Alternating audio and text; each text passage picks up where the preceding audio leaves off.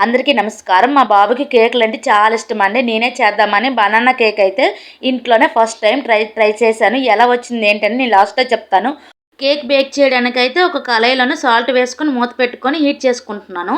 ఈలోపైతే ఒక జల్లెడలోనే ఒక మైదా పిండి ఒక కప్పు, ఒక స్పూను బేకింగ్ పౌడరు, ఒక అర స్పూన్ అది బేకింగ్ సోడా వేసుకొని జల్లెడ పెట్టుకొని పక్కన పెట్టుకున్నాను. ఒక మిక్సీ జార్‌లోనే సన్‌ఫ్లవర్ ఆయిల్ ఒక అరకప్పు, ఒక ముప్పావు కప్పు పంచదార, వెనిలా ఎసెన్స్ ఒక స్పూను, ఒక 2 గుడ్లు, కాచి చల్లార్చుకున్న పాలు, చిటికెడు ఉప్పు వేసుకొని మిక్సీ పట్టేసుకున్నాను.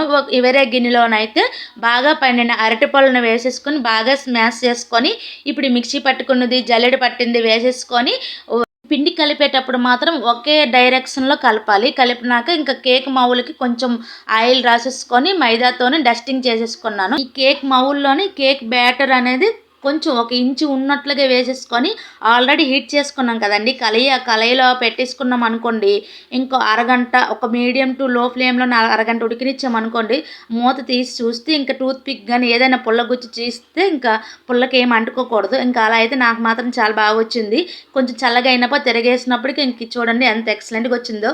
సూపర్‌గా ఉంది. మా బాబుకి మాత్రం చాలా బాగా నచ్చింది. వీడియో గాని నచ్చితే ప్లీజ్